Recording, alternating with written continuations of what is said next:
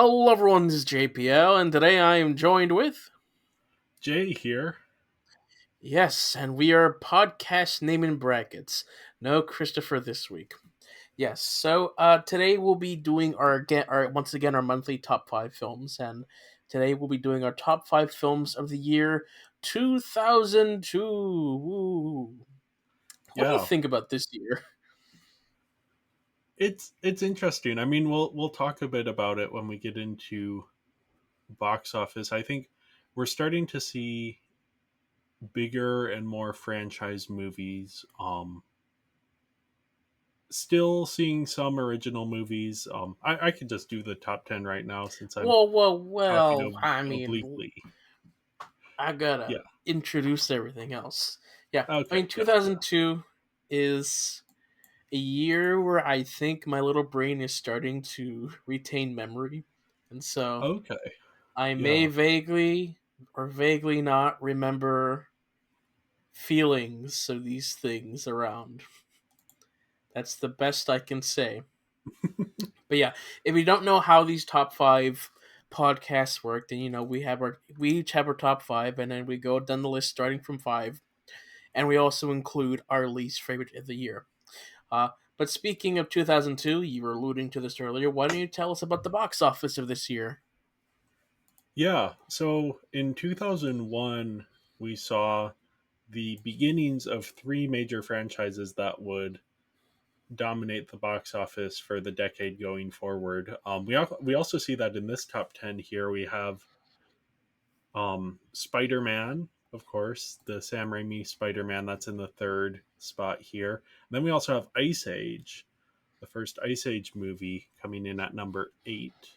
Mm-hmm. Then we also have the continuations of two of the franchises started last year. We have the second Lord of the Rings and Harry Potter movies taking up the first and second spots, respectively. We have a Star Wars movie, Episode 2, coming in Yeah. at number 4, Men in Black 2 at number 5, a James Mm. Bond movie, Die Another Day, at number 6. So we're seeing a lot of franchise movies here. The top 6 are all sequels, except for Spider Man, which is obviously based on a pre existing property. We do still have some original movies, though. We have M. Night Shyamalan's Signs at number 7. Ice Age, I don't, it might be based on a book. I don't remember. But then we also have My Big Fat Greek Wedding, one of the surprise breakout hits of the year.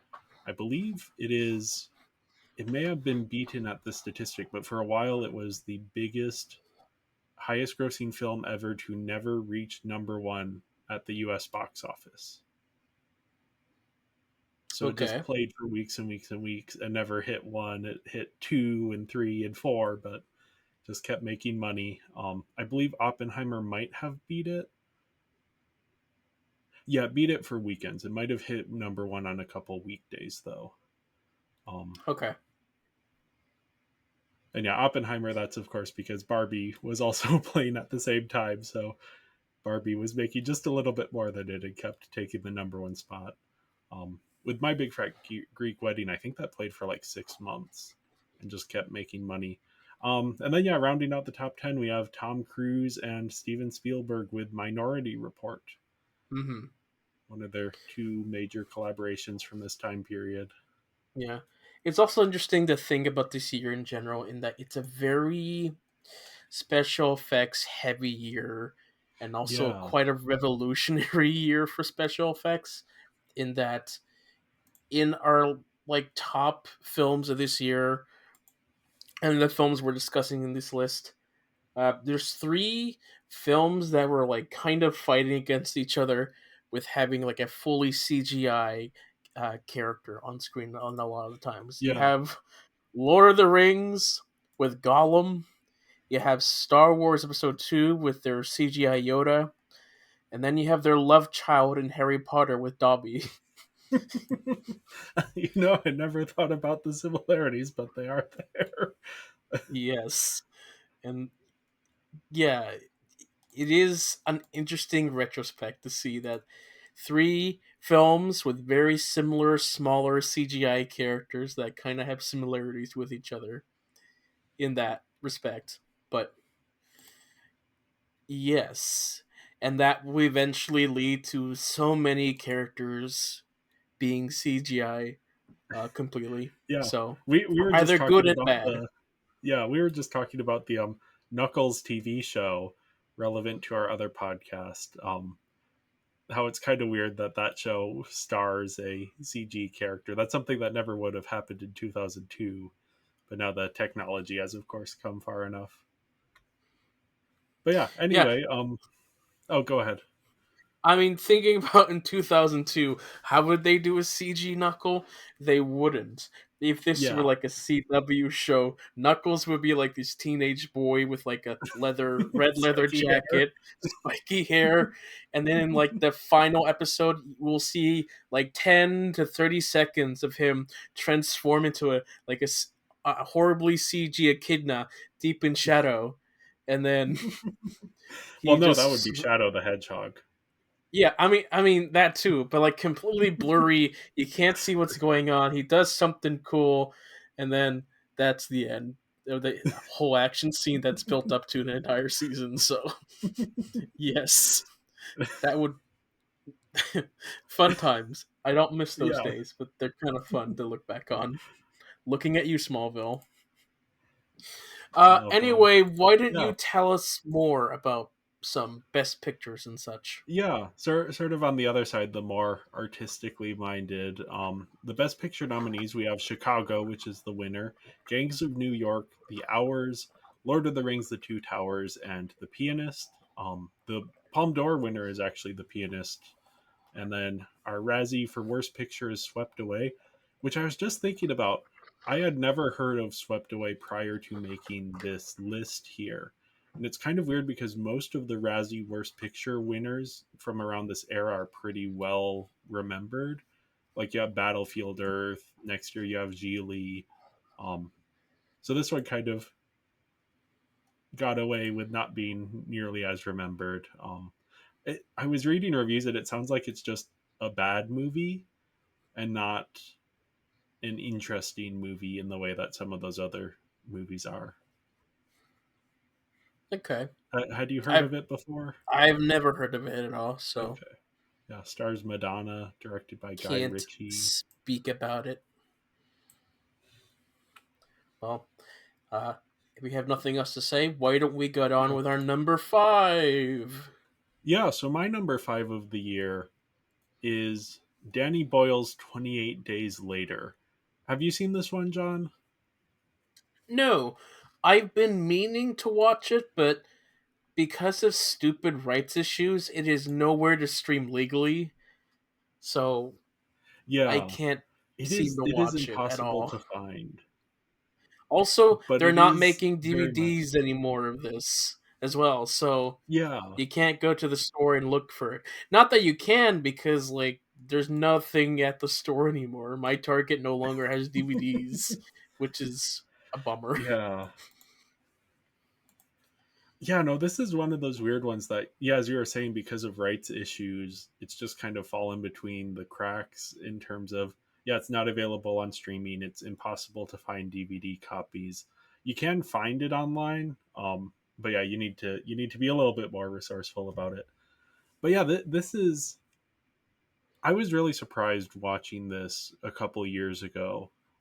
It's has a screenplay by Alex Garland, who is, I think, a bit of a hit or miss filmmaker himself. But when he hits, he really hits. And yeah, this is a as the title alludes to, it's set a little under a month after a zombie apocalypse.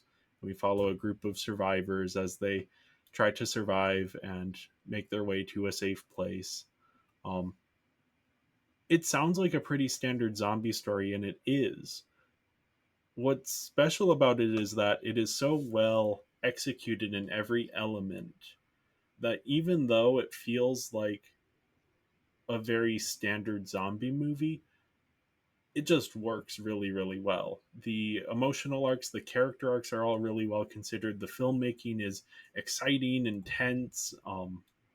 Yeah, it's something that kind of seems like it shouldn't work because everything that happens, you're like, oh yeah, I've seen this kind of stuff in the zombie movies. You have the group of survivors, and one of them gets infected, and then you have the like, what if the humans are actually worse than the zombies? You have all of the like scenes that you would expect from a zombie movie, but just so perfectly constructed that it doesn't really feel cliche. And yeah, starring Killian Murphy and Brendan Gleeson, and I believe it's Naomi Harris. Gonna double check that. But yeah, definitely worth checking out if you can find it. I think Disney currently has the rights, but I think there's like music rights that are keeping stuff from. Of course, it's always music. And I believe there's a sequel coming out at some point. Yeah, yeah. So there is a sequel 28 weeks later, and then we're actually getting 28 years later, which is apparently going to be a trilogy. One of them is called like Temple of Bones or something. Oh, Yeah, it okay. sounds interesting. So Can you pause for a hopefully there will second? be some kind of. Oh yeah, yeah. Hopefully they do some kind of re-release with the new movie coming up. So maybe it'll be more widely available. Maybe. Well, is that all you have to say about this one? Yeah. All right. Well, moving on to my number five. My number five is the second Harry Potter film, Harry Potter and the Chamber of Secrets. So yeah, this is Harry Potter's second year of Hogwarts. He goes there. It's a little bit of a darker tone, but it still keeps that magical, whimsical aesthetic from the first film. So there's a mystery. Somebody's like petrifying the students and all that fun stuff, and there's a mystery here of some sorts. This I think was the first Harry Potter film that I saw, and so I watched this one as a kid and was like, I'm missing a lot of context here because these characters seem to know each other and I don't know who they are. And then I watched the first one and it's like, there it is.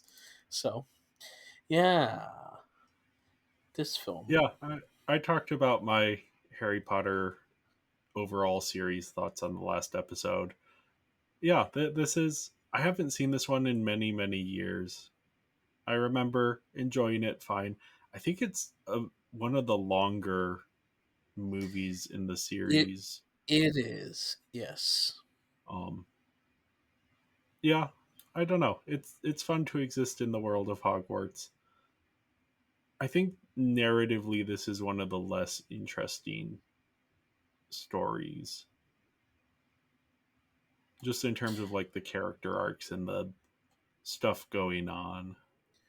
Perhaps. Yes. It's got Kenneth Branagh in it. That's that's what I know him from. It's just this film. It does. He's fun. Yeah, Yeah. he is always great. I don't know. I'm not a fan of Dobby, so I think that kind of colors how I see this movie. Sure. I know that may be Yeah. sacrilege to say. I mean, I Dobby don't find him was like cute. constantly sabotaging Harry throughout the film. Yeah, He had good no, it's reasons, but and it also it gets can into be like one annoying. of the it also gets into one of the biggest problems in the Harry Potter world, which is the most of the wizards own slaves. And they're like Well, magical slaves, but also yeah, like and J.K. Rowling goes a long ways to try and justify it. So yeah, it's uncomfortable to think about the implications of Dobby. it's the same thought process behind droids, but whatever. We don't care about robots, it seems. No. Anyway, moving on. Yeah, my number four is David Fincher's thriller Panic Room, starring Jodie Foster and Forrest Whitaker and a young Kristen Stewart, who is I think she gets too much flack. I think she is a very good actress that people think is bad because she is very good at being awkward on screen. Okay. Um, in this one, she isn't really playing awkward. That's more her Twilight stuff where we'll talk about that when it becomes relevant. Anyway, yeah, Panic Room. This is just a really well constructed thriller in that you have the basic premise. You have a woman and her daughter. The woman's recently divorced and she's moving into this new house, and it happens to have a panic room. um and that night, the first night that they're there, this these three thieves show up and they want a safe. um so the mother takes her daughter and hides in the panic room. The problem is the safe that they're trying to get into is in the panic room. So now you have these three people outside with guns who are trying to get into the panic room. These two people in the panic room who want to get out of the panic room but don't want to leave while these people are still there. Um, so it becomes this very tense exchange as like these two different groups are trying to play against each other, trying to get what they want. There's a lot of stuff as well in terms of the Forrest Whitaker character kind of wants to get through everything without hurting anyone, whereas some of his companions are a little less concerned about that aspect. Um, and yeah, it's just really well constructed. The characters are smart; they're making smart decisions, which isn't always the case for thrillers. So it is nice to see that. Have you seen this one? No, I have not seen this one. I have heard of it, but I've never gone around to seeing it. Yeah, So, it's it's one of Fincher's more overlooked films, which I think is a bit of a shame because I think it is one of his best. I know not everyone shares that opinion, but just it is so solidly constructed from like a Fincher screenplay and then from a direction usually level is. as well. Yes. Yeah, A lot of his films are very this one, solidly yeah, constructed.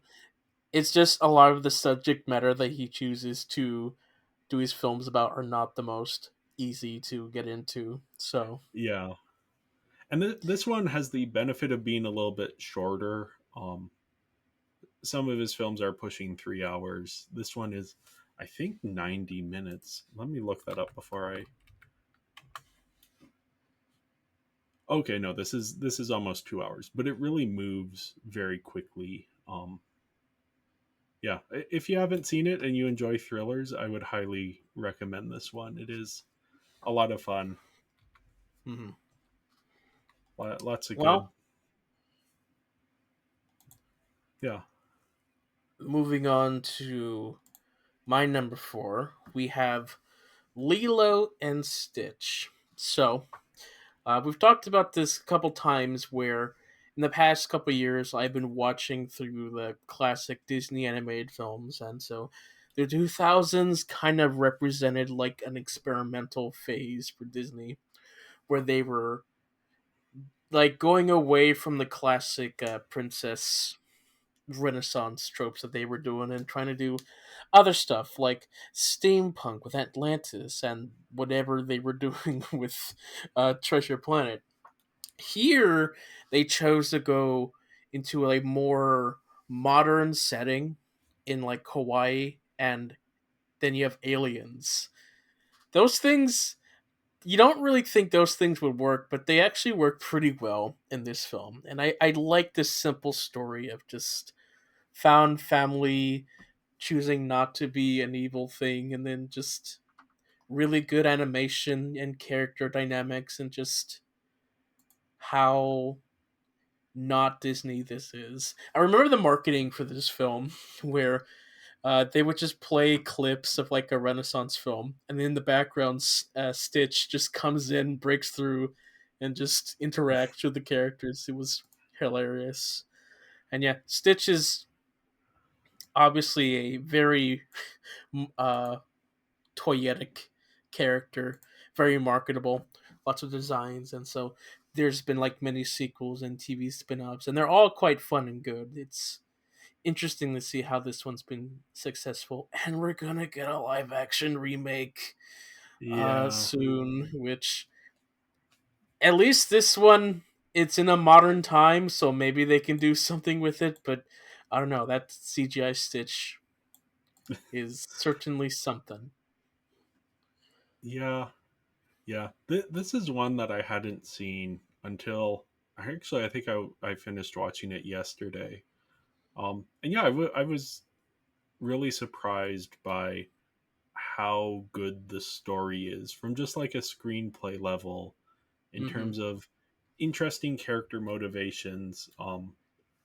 You have two different plot lines. You have the Lilo and Stitch stuff, which is definitely there for the kids, but then you also have her older sister Nani, who's trying to um, take care of Lilo and keep their family together. There's Hmm. um, child protective services are kind of coming in and tried to see evaluate if this is a properly functioning family.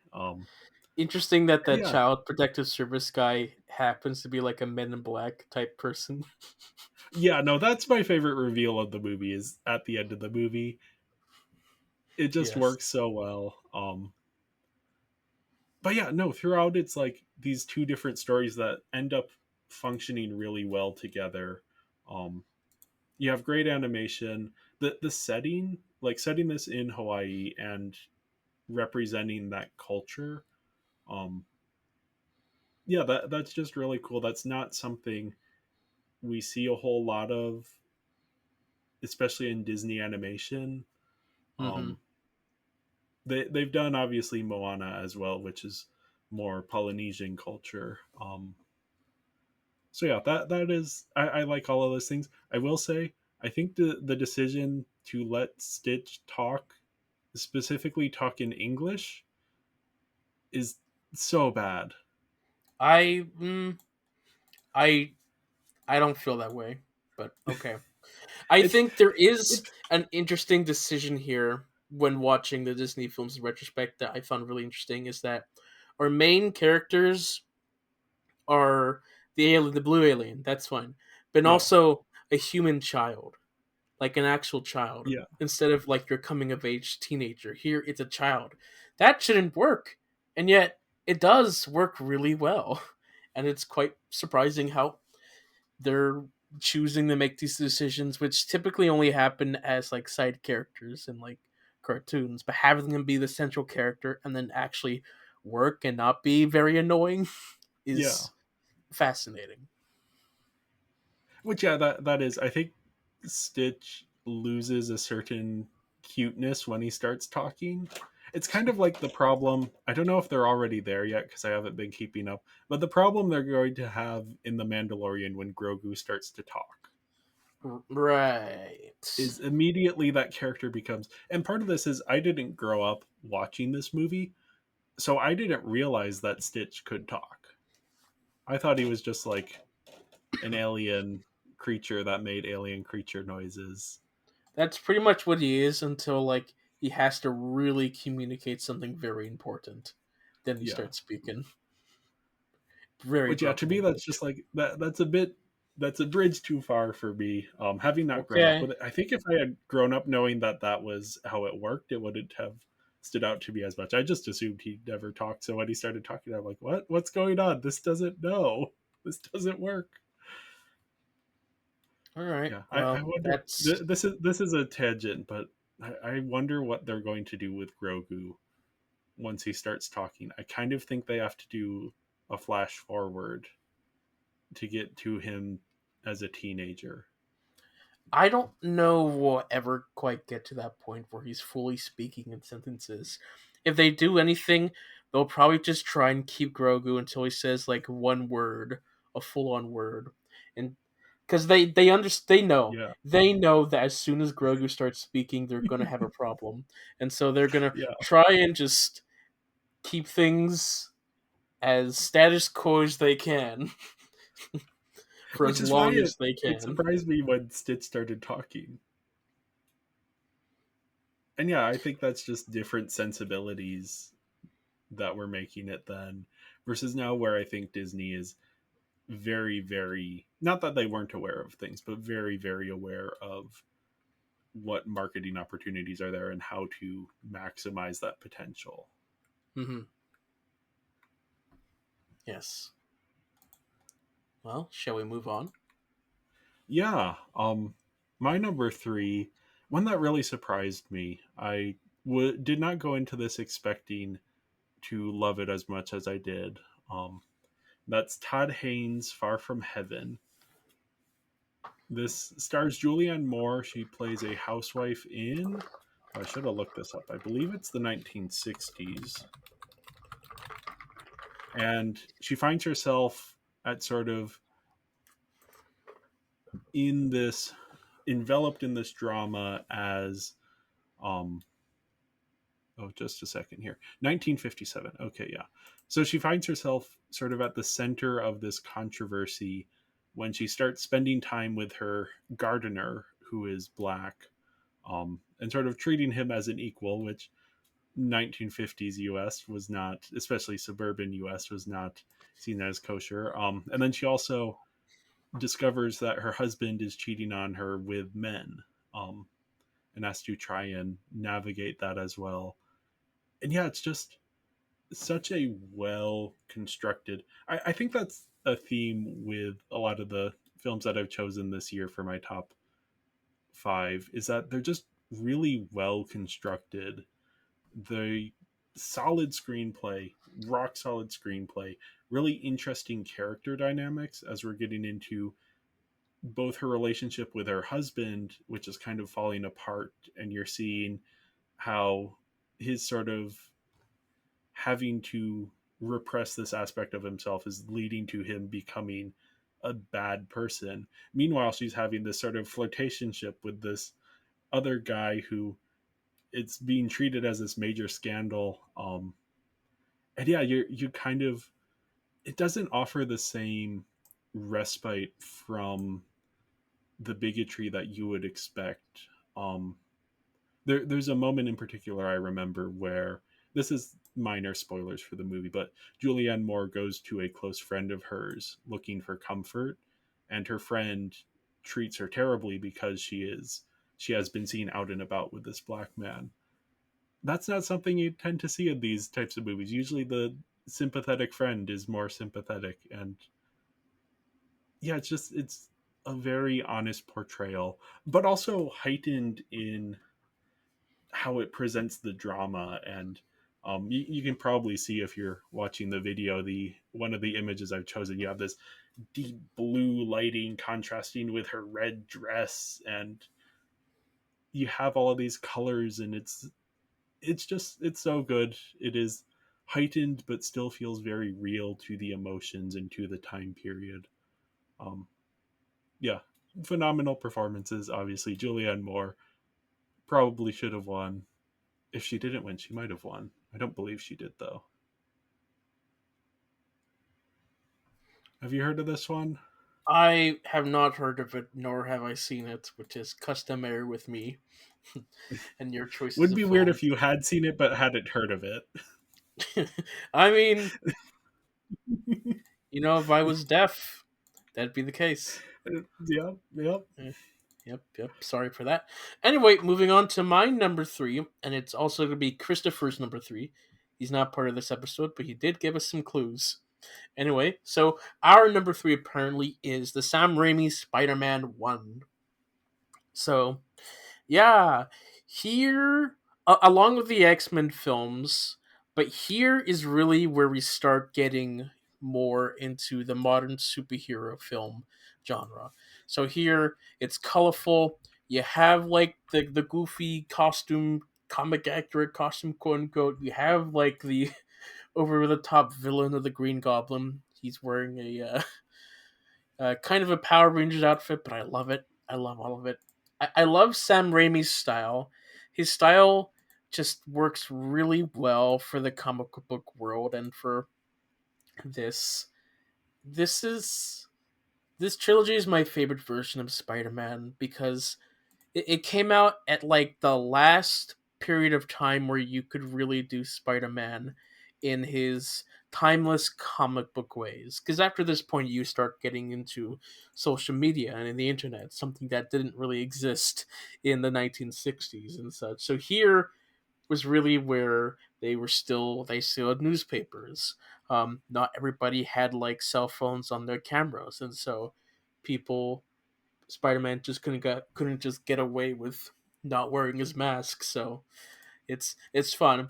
It is still dated, of course. VFX was only as good as it could be at that time. So some shots of the Green Goblin are interesting, but like some Spider-Man shots are also really good while he's swinging. But yeah, I liked the goofiness. I like the stories. There's some aspects that I don't love, and it's really part of the time. But for the most part, they did a really good job at just giving us the Spider-Man origin that every film has tried to copy or do the exact opposite after this point. So, yes. Yeah, this is. I mean, Sam Raimi's style, just his flair for visuals, is top notch in anything you watch of his. But applying that specifically to a comic book movie and specifically to Spider Man, yeah, he just brings out something in the material that it feels like a comic book movie that isn't ashamed to be a comic book movie. Whereas I think X Men kind of has a little bit of, they have the joke about, oh, we're not, what would you prefer?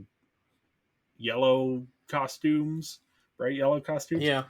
It's like, no, this is a version of a comic book movie that is fully confident in being a comic book movie. I think it's interesting that you bring up how this is a precursor to the modern superhero era, because this is actually a movie that Kevin Feige was involved in. He was a Right. production executive on the Marvel side of things. He also was an associate producer on X Men. Um, but yeah, you can definitely see, and you see that eventually in the MCU with Sam Raimi being brought in to direct Doctor Strange 2, where yeah, there is this sort of harkening back to, and even No Way Home more directly harkens back to this original Spider-Man and Raimi's Spider-Man trilogy. I will say, I watched this a few years ago. I'm not a big fan of. I like that it is goofy and has those campy elements. I don't think it gets the right balance between that and the emotionality. Whereas I think Spider-Man 2, they hone in a little bit more on that and it ends up working a little bit better. Okay. Sure. Yeah. Yeah. I mean, we'll talk about Spider-Man 2 again Yeah, later yeah. down the line in the next couple of weeks or couple of months And I think actually. I think So, that's true of like a lot of these early superhero franchises where I like the sequel more than the first one. yeah. Because that's true for me for X-Men and Blade as well, where I think But the second movie they really nail what works and hit a good balance of yeah, elements. this one laid some really good groundworks for that sequel to Yeah. really explore upon. So, I appreciate it for that. And like other reasons too. Yeah, This was you like this more than I do. I know I yeah, am in somewhat the minority with my opinion that this isn't my favorite of this isn't even maybe my top three Spider-Man. sure. Yeah. But Yeah. I think A for most lot people of that also is some worth liking. nostalgia as well, of course. I mean, yeah, I grew up with I this. also, I mean, I did too. But yeah, I think Spider-Man 2 is where more of my nostalgia hits. Yeah. That one I believe I saw in theaters, maybe. I don't Okay. remember. I do actually. We'll talk about that. This one I did not see in theaters. I don't think. I don't remember. I don't know. I don't know. Again, it's 2002. My brain was just starting to retain information, so I may or may not remember things correctly. Yeah. Because sometimes we live internationally, so sometimes film would release later than they should. Yeah. So Yeah. that could like affect some things. But yeah, let's move on to your number two. Yeah, my number two is M. Night Shyamalan's Signs. Now, I did partially for this podcast, partially just because I wanted to. I did a big watch through of all of M. Night Shyamalan's films because when I was starting to get into movies, this was mid 2000s, maybe a little bit earlier, and it was just kind of taken as a given. I was mainly watching YouTube, so all of the honest trailers and the everything wrong with and all of that sort of side of things, it was just kind of taken for granted that M. Night Shyamalan was a bad filmmaker. And it wasn't until very recently that I started to question, wait a second, is that accurate or is there more going on here? Um, and yeah, I I have since then been looking more into M. Night Shyamalan's career, and I have now seen all of his films for myself rather than taking other people's word for it. And yeah, I am. He's one of my favorite filmmakers, and this is probably my second favorite film of his.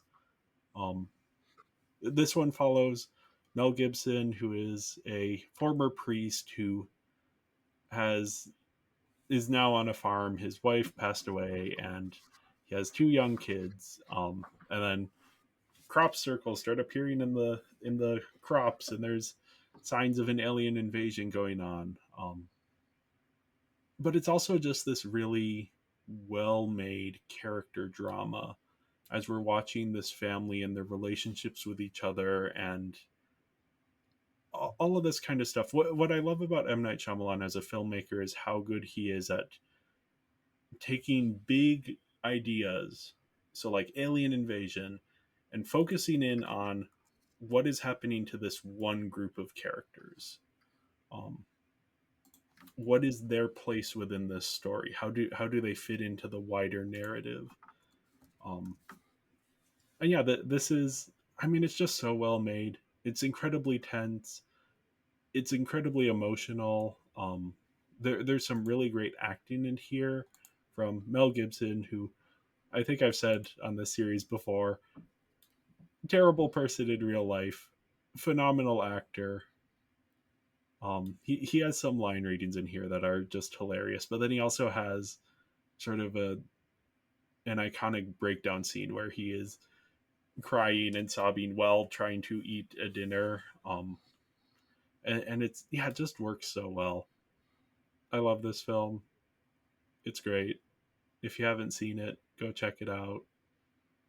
Keep an open mind to it. I think there are things in it that people it's goofy if you aren't on its wavelength. If you are going in expecting to dislike it, you will dislike it. But I think there's something here. Mm-hmm.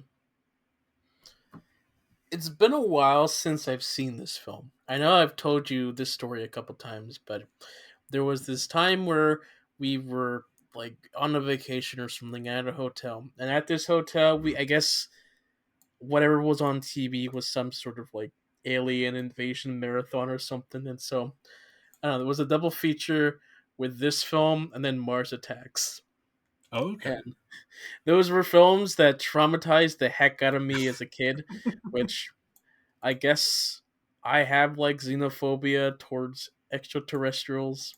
Okay. Because that's the common theme of things that terrify me is like aliens and alien invasions. So that's interesting to think of. And so that one scene where the alien is on the TV going across the street and it's like the found footage thing. That Yeah. was like an image that stuck with me and scared me as a kid. Um, I it's been a long time, but this is like a slower burn film where it's not like intense action or anything. It's more about themes and such. So I don't really remember anything like that uh connecting to me. Again, I'll have to rewatch the film to like, really get into that. But like the things that I do remember is being like, oh no, that stupid little scene scared me. And then at the end with the water and the baseball bat and the child, it's like, ah, no, aliens. They're coming for our water, but they're afraid of our water. I don't know. I don't know. That It was is for how much people complain about that particular aspect. the emotion of the characters, spoilers for the movie, the emotion of the characters figuring it out and saving each other from these aliens, like that's what makes it work. When you break it down on a plot level, and this is true of so many M. Night Shyamalan films, when you break it down on a plot level, you're like, oh, this sounds kind of stupid. But when you are invested in the emotions and the characters, it doesn't matter because the emotions and the characters have so much depth and so much humanity to them. So yeah, that's my defensive signs. Mm-hmm. Yeah. Again, Go I into have it. to Go into it really with an open mind. rewatch it before I can give anything definitive. But yes, Christopher did give us his number two. It's a Yeah, film that we've talked a lot of in our other podcast, Binging Barbie. You can go check that out while we were talking about Christopher Nolan. And it's his film Insomnia. Yeah.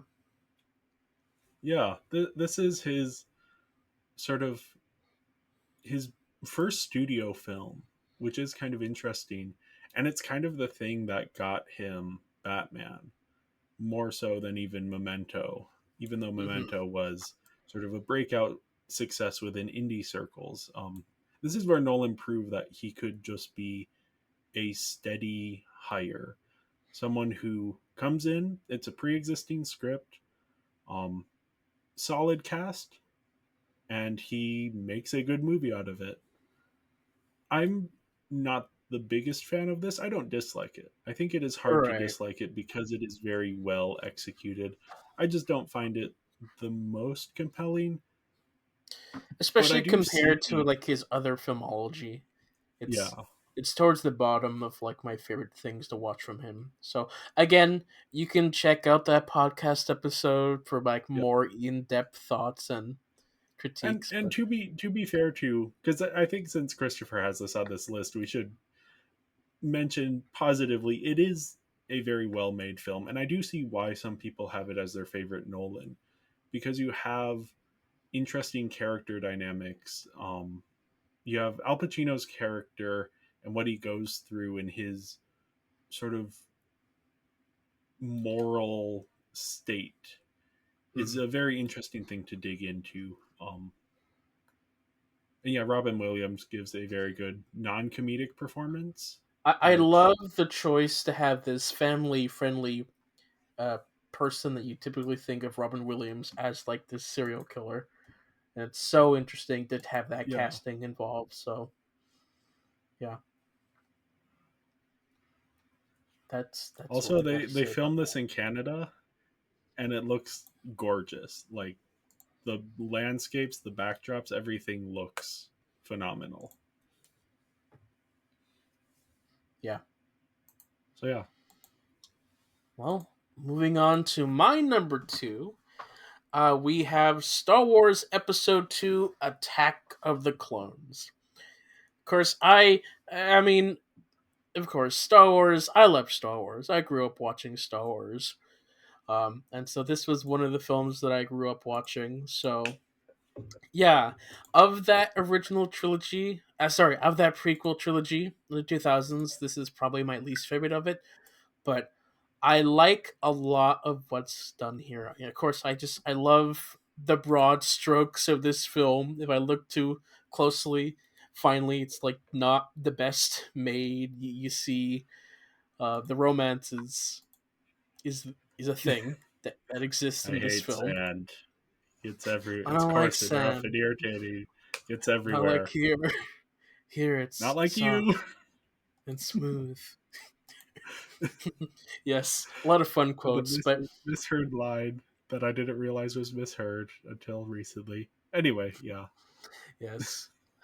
And then, it's this you have that part of the film which, I don't really love to pay attention to too much. But then there's like the other part of the film which like there's this mystery of the clones, and then we actually get the start of the Clone Wars, and that's cool and epic and huge VFX CGI and cool stuff.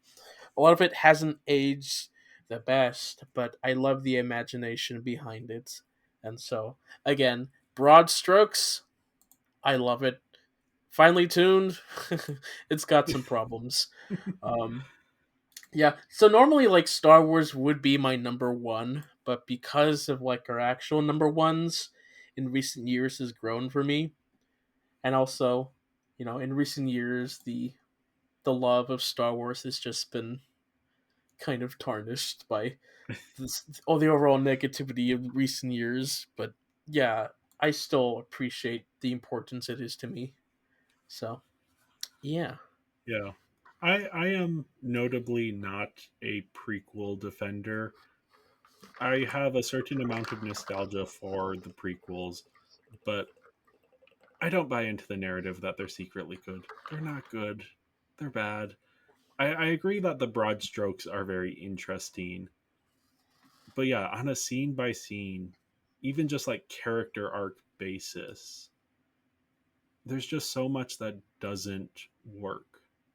That being said, I think this is of the prequels the one that I have rewatched the most and the one I have the most sort of fondness for, weirdly, even though this is generally considered to be the worst of the three. I just I think part of it is just the aesthetics of it really draw me in the various different worlds and things. And I didn't see episode 3 until I was a little bit older. Um but yeah, I think the other thing is that like a lot of my nostalgia for this comes from Lego Star Wars. Right. And I do sometimes wonder when when people are talking about their nostalgia for the prequels. Okay, how much of this is actual prequel nostalgia, and how much of it is Lego Star Wars nostalgia? Because for me, looking back at it, it's like, oh yeah, the things that I like are the things that Lego Star Wars does. Of like, oh, here's the environments and the characters with cool looks. Yeah. So yeah, but I don't know. Yeah, I have a certain fondness for this movie. It's probably the one that I have seen the most, just because as a kid, it would be the one that I would watch. Hmm. I like a lot of various elements of it. I think it's way too long. Probably, I don't remember how long it is. Just that it is very lengthy. I love the sound design of this film. There's so many sounds of this films that just are stuck in my head. Like the sound of Jango Fett's like explosion thermo thing that's like Yes, "Brrrr." yeah, That sounds so cool. The music, certain like ships, it's all ingrained in my head and it's like, ah yes, this is great. And part of that is like this was like Matthew Woods, he's the lead sound designer. This was like his third lead sound design job for this one, so there was a lot of cool stuff that they did. But yeah, I also just I mostly watched this one for like the clones and like the big action scenes in like this desert and the cool war shots and such. So yeah. The yeah. stuff on Geonosis I like. I think that's also the stuff where the romance actually kind of works. Not that it ever really works, but that's when it gets the closest to working. And it's not just them standing around like hiding, being awkward and stuff, but Yeah, instead of like being active and such. yeah. I think to the film's credit, it has the visual language of the romance stuff down. It just doesn't have the performance or dialogue aspects of the romance down, or the chemistry between the actors. Unfortunately, but both actors who have done given good performances in other movies. It just happens that George Lucas is not a good director of actors. This has been said before.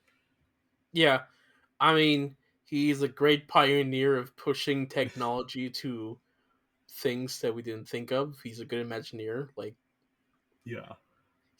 so I often compare George Lucas and then Valve and their games, how they don't really create new games unless they're trying to push new technology, and it's always like something so revolutionary.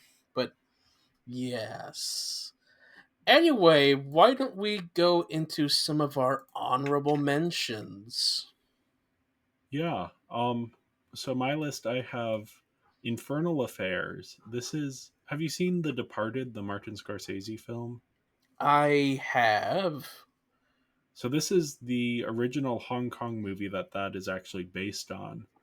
Um, Oh.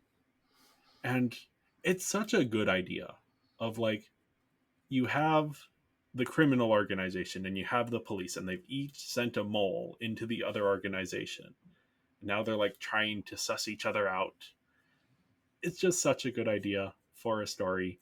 And The Departed isn't even the only movie to remake this original Hong Kong film. It's kind of become one of those movies that just gets transposed into various different cultures and different places because the idea works so well. I haven't seen The Departed in many years, so I can't speak as to which is better, but I really liked Infernal Affairs. Then I also Yep. have The Bourne Identity. The Bourne Identity. Yeah, I also haven't seen this one in a while, but I remember it being just a phenomenal sort of espionage movie. It kind of kicked off this era of espionage movies that are a little bit more skeptical of the espionage organizations. Um, Yes, it also kicked off a poor trend of like terribly shot action scenes of a million cuts. It works in this film because of the character of Bourne and what it means to him, yeah, but like in later films and like action in general, this was like so detrimental for a long time. but I do think you also get stuff like The Dark Knight from this with the slightly more Right. realistic tone and more focus on the characters versus a like James Bond movie where James Bond is an archetype, whereas Jason Bourne is a character. Um, Yeah. Even I guess more recent James Bond movies kind of take a bit from the Jason Bourne movies as well. Yeah, I just there are so many moments I remember, even not having seen it in several years. The whole Bourne series I enjoy, but Yeah. yeah, this is definitely a I standout. I try to rewatch these films every few years, and I think that this first one has always been my favorite, but not Okay, favorite enough to make my top five. If it wasn't on your honorable mention, it'd be on my mind. So, okay, yeah. yeah. Um, then I have Treasure Planet, the movie that killed 2D animation at Disney or potentially was murdered. There's some debate about whether Disney gave this a strategically on like bad release date. Hmm. But yeah, this is it's it works so well. I don't know why people don't like this movie. I think it is very well constructed. There are certain elements that don't work, certain comedic sidekicks who don't need to be there. That's But probably the like what central people think about the most when they think about this film. It's like, ah, that okay, see that somewhat CGI character. That's like, ah, he's too annoying. You know, as a kid, I loved him. I rewatched this film recently. I didn't quite love him there, but Uh, this yeah, the CGI in this film was very impressive when they were connecting it to their 2D, which was interesting. yeah. I And think I they had saw a this one in rule. theaters, so Okay, I had a toy yeah, and of they that character. which yeah, that's the Martin Short character, the robot Ben. Yeah. Um, but yeah, for me, when I think of this movie, I think of the relationship between Jim, the protagonist, and Long John Silver, the pirate in Yeah. disguise. It's such a phenomenally well thought out relationship between these two characters as they become friends and confidants and mentors and create this almost like father son bond that then gets tested and there's a betrayal there. It's like, oh, this stuff is actually really interesting to explore. I Mm. assume a lot of it is taken from the Treasure Island novel. I have not read it.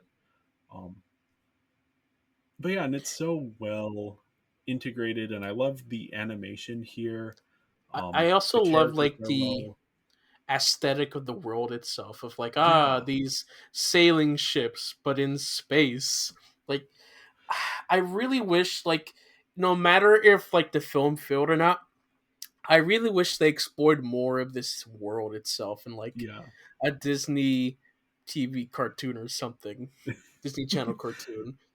Yeah, it's cool that they're just like they're not trying to be realistic to what space is actually like. They're just like, we're going to go and see how crazy we can make the visuals. And this had actually been John Musker and Ron Clements who directed this. They had been wanting to make this since, I believe, since before they made The Little Mermaid. And Disney kept delaying it and saying, okay, you can do it, but first do Aladdin for us. Oh, you can do it next, but first do Hercules for us. So they finally got around to it. And I think you can feel that in the animation and in the aesthetics. This passion project that, yeah, unfortunately was a major box office bomb and part of the reason that Disney has moved away from 2D animation. Um, yeah, Treasure Planet. I don't know what else to say. Yep. But yeah, then I also have I alluded to it before, Blade 2, the Guillermo del Toro sequel. Again, like I was saying before, it refines what the original did well and adds new elements that help make the characters in the story more interesting. Um, yeah, it's just fun. Then I have City of God, which I haven't seen in a few years, the Brazilian film. Um, I just remember being sort of awestruck by the ferocity of it, but then also the emotion of it. I watched this for a film class in college. So yeah, I can't really speak to it because it's been a few years since I've seen it, but I remember having a very interesting experience watching it. Um, then I have The Ring, the American remake by Gore Verbinski, starring Naomi Watts. It's just a well-made horror movie. I don't love it as much as some people love it, but yeah, it's well made. It has good production value, really good like visuals. I know some people don't like it, but that like blue green, everything looks kind of sickly thing. I like that, especially for a horror movie. So, a funny story about The Ring is that there was one time where my parents, they were like, they went out on a date together, um, and like they were going by the movie theater and they saw the poster for The Ring. And it's like, ah, The Ring. And it's like, ah, let's watch it. It's like, ah, it must be about weddings and such because of wedding rings. And then it wasn't about that, and so that was a time. Yeah, it's a weird one to stumble into, not knowing what it's gonna be. Mm-hmm. But yeah, it kind of kickstarted a whole subgenre of like urban legend type horror movies. I remember hearing about this like as a kid, even before I was super aware of horror movies. I was like, oh yeah, you play the tape and then you die, and it's Oh you know no! the type of stuff you hear on the playground, and it's like, what's this movie? And then you watch the movie, and you're like, oh, it's like a movie. Yeah. Um, then I also have this is not one that is super well remembered outside of my household. Apparently, The Importance of Being Earnest, the Reese Witherspoon and there's other actors, Colin Firth. Yes, Colin Firth, Judy Dench. This is I love The Importance of Being Earnest play, and this is just a really solid adaptation of it. It's hilarious. It's a lot of fun. Very witty. If you enjoy that kind of drama, or not Mm-hmm. drama, it's a comedy.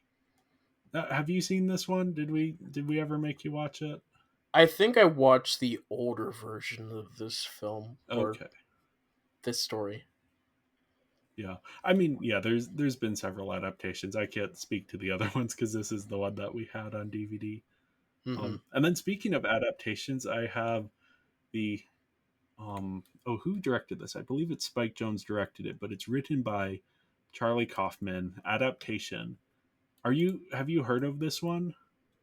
I don't think I have.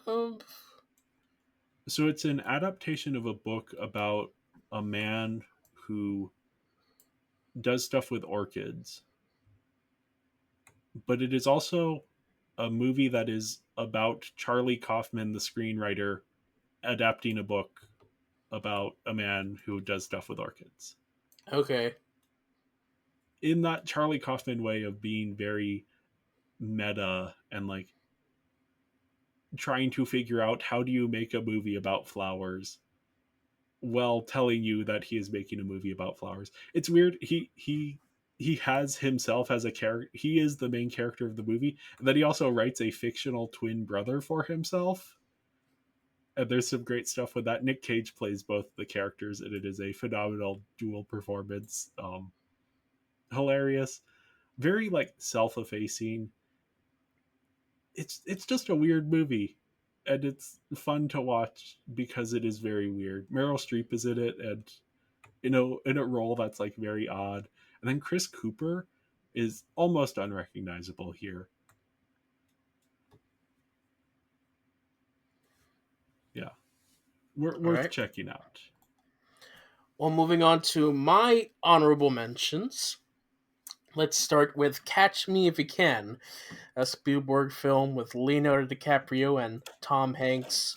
Uh, I like this one. This is like a fun cat and mouse adventure that's just enjoyable. A fun jazzy theme. It's got like that interesting Yeah, story behind it that's fake, but you yeah, know. that's my favorite thing about it. That the it is based on the story of a guy who like did all of these incredible cons and different things, and then as in the last few years come out and said, "Yeah, I kind of made up a lot of those stories," which just fits. It makes the movie better somehow that it is based on like falsehoods that people thought Mhm. were true. Yeah, but it's a really fun film with a really nice pace. Next up, I have a bit of a darker film called The Pianist. Um, I can't. Palme d'Or winner. Yes, I can't speak about the specifics. I saw it a couple years ago. The story behind that is that I keep getting The Pianist and The Piano Lesson mixed up, and so I was taking a script class of some sort, and I had to pick a play. I told the teacher, "Hey, why don't I do The Pianist?" And it's like, "There's no play called The Pianist. Do you mean The Piano Lesson?"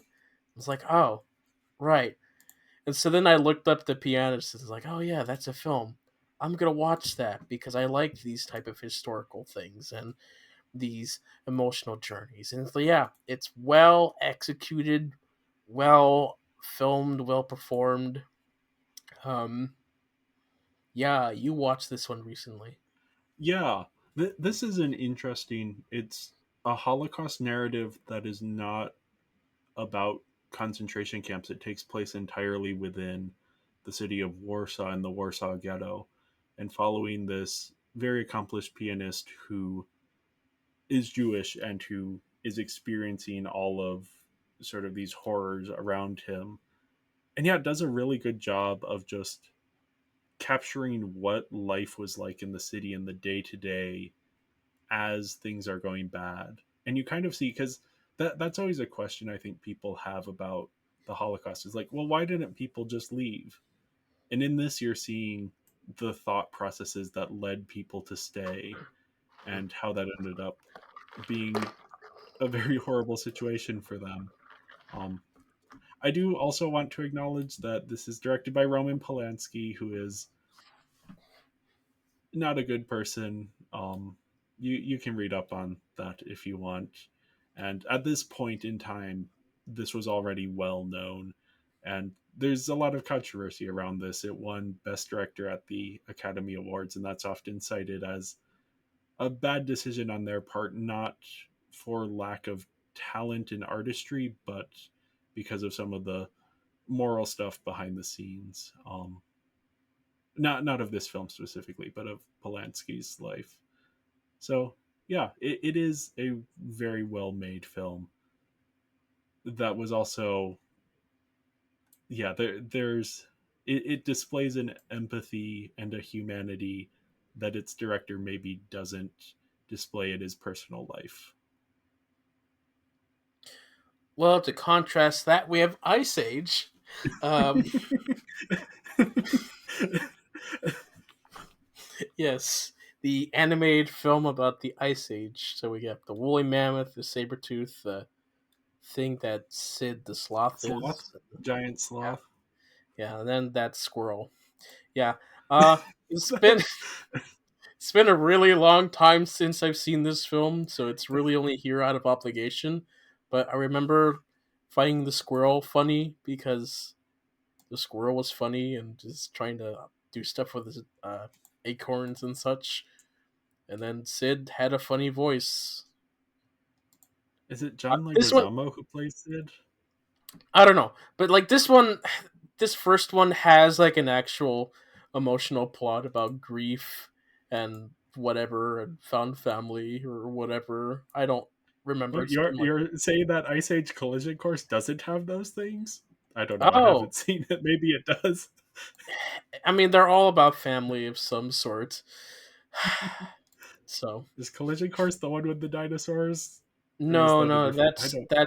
that's Dawn of the Dinosaurs. Oh, of course. Yes, yes. Yes, no. Collision Why Course, are there so many? is that like the I mean, I know Planet why there Collision? are. I don't know. How many are there? 5, 6? It's the I continents, stopped watching after or is 4. it Continental Drift, or is that a second? Is that even one? The Continental Drift, I think, is the 5th one, or was it the 4th one? Okay, I think maybe. it's the 4th one. The 4th one had pirates in it. I don't know, Is and Collision I don't. Course the one with asteroids? I think so. I don't know. That would make sense. I'm looking this up for my own entertainment. I am not going to let you know because I think it's Yeah. funnier if we just leave it hanging there. You know, once the characters started having children and they kept making more sequels, and I was growing up, it was just like, man, I don't care about this. Yes. Wait, So, there's a spin-off? speaking, Okay, yeah, I we're think there gonna was have like a to talk Disney about Plus this later. spin-off that I watched at some point.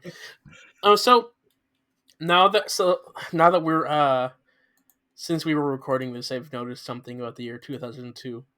It is the year of the sequels. There are so many number 2s that came out this year. So my next honorable Yeah. mention is Men in Black 2, which is, if you enjoy the Men in Black films, then yeah. I enjoyed the first one the most. This one was kind of a cash grab, but I watched this one first. This was my first Men in Black film. It's fun in a sense. Then the next sequel I have is Spy Kids 2. So Spy Kids was my number 5 last year, I think, or something. Yeah. The second one, I think, is my favorite of the trilogy. I don't know. Okay. I like the island. I like Steve Buscemi. I like a lot of the themes. I liked the monsters and the whatever they were doing. This is one we never had the DVD, so I think I only saw this one once. And I'm curious to revisit it. This is the one where we had the DVD, but the first one was in VHS. So when we switched over to just DVDs, this was the one I just watched the most because it was the one I had. So, yes. Uh, Next up, we have another Steven Spielberg film in Minority Report. This one is Tom Cruise. This one, I think it is an interesting dystopian look at this concept. However, whenever I think about the specifics of like the legality of this concept, I don't think it quite works as well. Plus the visual effects, the heavy visual effects to make this world, I don't love. And I also don't love the lighting that Spielberg used in this film as well. So it just looks so ugly to me. But this is a I like this. somewhat solid film. It is solid film. Yeah. Yeah. They maybe go a little overboard on the lighting. I think it worked better when it was a little softer in AI versus here where they kind of go all in on the effect. Yeah, I mean Yeah. the Spielberg Halo lighting is fine, but like it's around the 2000s where like it's like, man, let's crank this baby up to like 1,000, and then they just kept doing it more and more. I think what refined this visual style is actually the sixth Harry Potter movie, which I assume we will talk about in a future episode. But Maybe, yeah, maybe not. Yeah, and then my last honorable mention is the Powerpuff Girls movie. Uh, Me and my sister, we grew up with Powerpuff Girls, and so this was the film, the theatrical film. This is actually technically a prequel telling their origins. I enjoyed it. I watched it a lot. It was fun. Maybe not for some people, but I loved it. yeah, I haven't seen this one. Yeah. So moving on to our number one, speaking of the year of the sequels. Yeah, my number one is perhaps unsurprisingly for people who listened to last episode, The Lord of the Rings: The Two Towers. I mentioned it last episode, but it is hard for any film to beat The Lord of the Rings for me on this list because these are so foundational to how I think of cinema as a medium.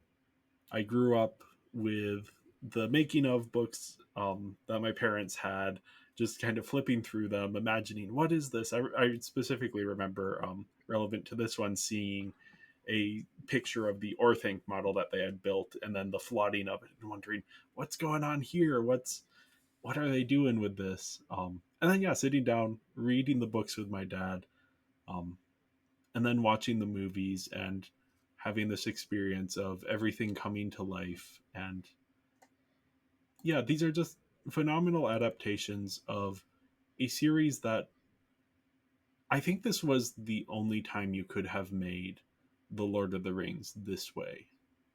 In terms of you have the technical capacity for the visual effects, but you also still have enough practical effects to sell a lot of the scenes that need practical effects.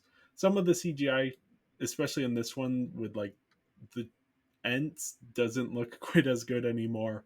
Um, but then you also have a studio that was with New Line Cinema that was willing to take a risk on this and spend a lot of money not knowing how it would end up.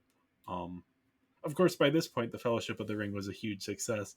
So even though they had filmed these back to back, like as they're doing post production on this and reshoots, they're aware that like this is working. Um, so yeah, I love this film. It's phenomenal. Yeah. Christopher also gave us his number one, and his Yes. number one is the film Jonah, a VeggieTales movie. I we grew up with VeggieTales. I know I did, and Yeah. so this was a fun, simple VeggieTales adventure. I maybe saw this in theaters as well. I don't Okay. remember, but yeah, this was a film. I watched it a lot as a kid. It had the pirates who don't do anything. It had fun bits. Yeah. Overall, solid story.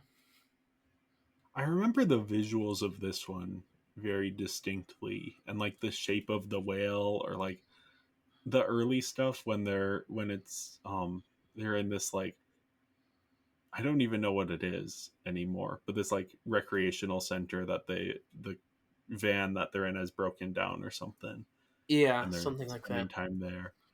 And yeah, I don't know. I mean, VeggieTales is, the more I read up about it, the more fascinated I am by it as this sort of surprising time when you had Christian media that was actually ahead of the curve on something, specifically with CG animation, specifically with things like modeling character movement and of non-human, non-humanoid, non-moving objects that are that you're trying to imbue them with character. And yeah, the way that they bounce is just so iconic.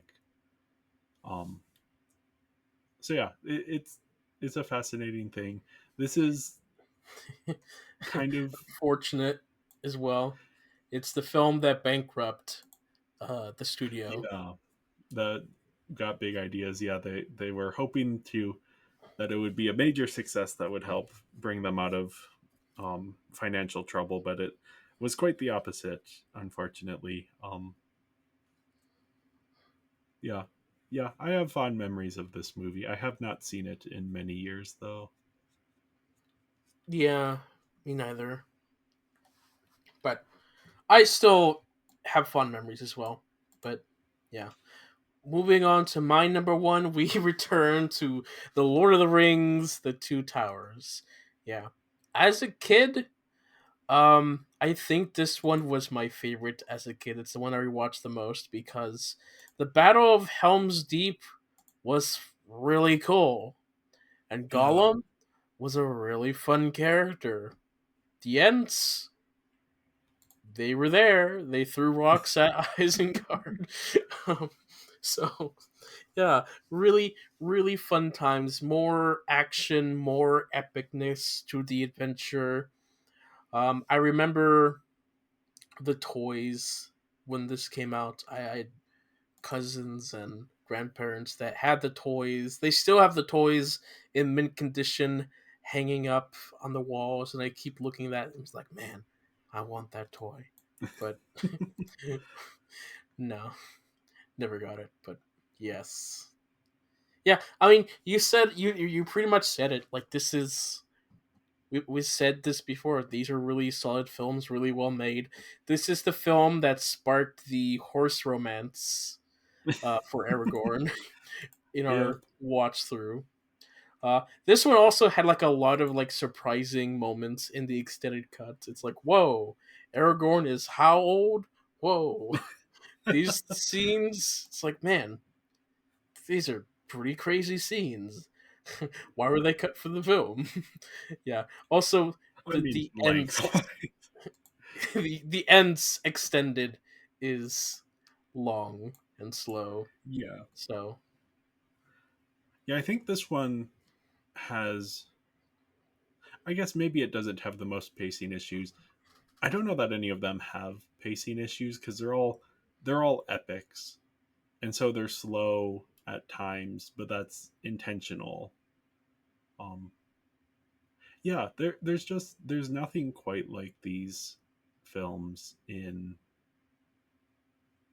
Hollywood history. As much as they've tried to replicate the success of these, it's just kind of a lightning in a bottle. Three movies that somehow worked despite everything against them, um, yeah. and are phenomenally well made and still hold up for the most part. Yeah. Well, let's move on to things that don't hold up and are not well made and so forth. Yeah. So I should do a little bit of preamble to this. So in let me look this up because I don't know this off the top of my head and I don't remember how to spell this. Okay, yeah. So in 1982, the documentary director Godfrey Reggio released Koyaanisqatsi, which is this classic film scored by Philip Glass. It is there's no dialogue, there's no narrative. It is just images of nature and of cities and of movement. And it's absolutely iconic. Like you may not have seen it or even have heard of it, but you have seen stuff that references this. If you've ever seen sped up footage of cars driving through a city, that is taken from Koyaanisqatsi. And it was a surprising hit that then spawned two sequels, one Powakatsi, which I'm not the biggest fan of, but it works pretty well. And then my pick for the worst this year, Nakoi Katsi. So we've gone from two films that are like shots of nature and of cities and stuff in real life Nakoi Katsi starts with some of that and then devolves into the most like ads for a bank type of visuals. Like you can probably see on the screen the middle image here. That is Yeah. from this movie. That is not from like a random promo from 2001 for a bank. And it is so bad. And this is again, there is no plot. There is no dialogue. It is just visuals and sound. The soundtrack, Philip Glass's score, phenomenal. The visuals are horrible. And this is a film that lives or dies by the visuals, and it very much dies. It's kind of absurd to watch. Just the decisions that are made. It is not interesting to watch though. It's so weird. I I would almost recommend that people go and see it just to experience what it is because it's kind of a once in a lifetime experience. But it's not worth watching. Go and watch Koyaanis Katsi. That one is surprisingly good. Nakoi Katsi you can just skip. Have you heard of this one? I have not heard of this film. No. Have you heard of Koyaanis Katsi? I have not heard of that either. But Okay. what I have heard of The is Christopher's worst film, and that Yes, film is that Scooby is Scooby Doo, Doo, the written by live James action Gunn. film. Yeah, This one is this one is full of memories of some kind. Uh, we both, I'm pretty sure, grew up with Scooby Doo. You're yeah. more of a Scooby Doo fan than I am, but I grew I up with have, Scooby Doo. Where Are You? The OG cartoon, and yeah, then some What's yeah, New Scooby Doo as well. yeah, kind of same with me. I also grew up with this film, and I watched a lot because I had the VHS, and it was never good, but it was dumb and funny sometimes, and Mr. Bean was in it. But this film, I haven't watched it in a long time, but like thinking back about what's in it, it's like, man, how did they get away with this? Yeah, I am not a fan of this. I don't think I ever was. I watched it a bit as a kid. I think we watched the sequel a little bit more. But yeah, in general, I'm somewhat skeptical of the fan idea of like, oh, this is inaccurate to my vision of these characters. But yeah, this is just not a good adaptation of the Scooby Doo characters in my this opinion. feels like this feels like what you'd find like on YouTube, like an abridged version of Scooby Doo. And it's like It it's these does. characters as adults, and like, ah, of course, everyone knows that Shaggy's a stoner. Here, he's more like a stoner, and it's much more adult and all that. I do Yeah, like it just the doesn't. villain twist at the end, kind of, kind of. Okay, I don't, but I don't have much of an opinion on that. Like is a strong word. Again, it has been too long. Maybe not too long. Maybe like maybe not even a perfect amount of time since I've watched this film last time. So it's been over a decade. I can tell you that. So Yeah, I can't yeah. tell you. I'm still stuck on Nakoi Katsi, but yeah, another ugly movie. Hey, at least you know this one. The Shaggy continued to do the character afterwards, and he's actually quite good as Yeah, Shaggy. So Matthew Lillard is a great actor. He gets a lot of praise for this performance, which I think is very deserved. All of the cast here are good. It's just the story and the characters and the scenes and the dialogue and the CG just doesn't work. yeah, this weird. cynical 2000s, I guess.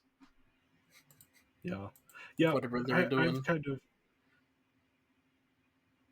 yeah. Okay. Scooby Doo is one of those things where, like, I don't interact with a lot with the newer stuff just because I'm like, I have Scooby Doo Where Are You on DVD. If I want to watch Scooby Doo, I can just pop in a DVD and watch that. I don't need to spend my time thinking about whatever Warner Brothers is doing with them. There's so much Scooby Doo content that's like you can get lost and just not know Yeah. things exist and whatever. Yeah. So my least favorite film of the year is Tarzan and Jane. And, well, I should say it isn't actually a film. It is a three individual episodes that were supposed to be for a Disney Channel show that never got made. So they put it on a DVD, called it a film, and then shoved it off. There are actually four straight to DVD video sequels this year. Four other films besides this one that would take my worst spot, but this one takes the cake. Do I remember the specifics of what those other four were? No, I think Cinderella 2 was part of it. So that Okay. one has like one good Cinderella one. 2 has, yeah. There's Cinderella one 2 good has the thing. one good episode. But yeah, Yes. yeah. I haven't seen this one. I haven't seen the original Tarzan. Looking at, when I was looking up pictures to put on the slide, the quality is just so poor. Yeah, the visual quality. Again, it would be fine for like the Disney Channel, like a really low budget Yeah. Disney Channel thing. But like it's still not even good for that. It's still not even good in general. What else came out this year? Oh yeah, Hunchback 2, Return to Neverland, and then Cinderella 2. And I think there was probably one more. I don't know where it is or what it is, but oh yeah, Outer One Dalmatians 2. There's a lot of like Ah, this is the year of the two. It is. 2002 is the year of the yes, it two. is. Just like 2007 is the year of the trilogy, and we will get to that when we get to that. But Yep. yes, that is our top five of this year. That's also our worst and our honorable mentions. Any other thing you want to address about this year before we move on, or you want us to take a sneak peek for next year? Go and look up a clip from Nakoikatsu if you haven't seen anything from it, because it is just such an ugly movie. Anyway, yeah, that's my thoughts. All right. Well, in that case, thank you everybody for listening, and we'll see you all next time. Bye. Bye.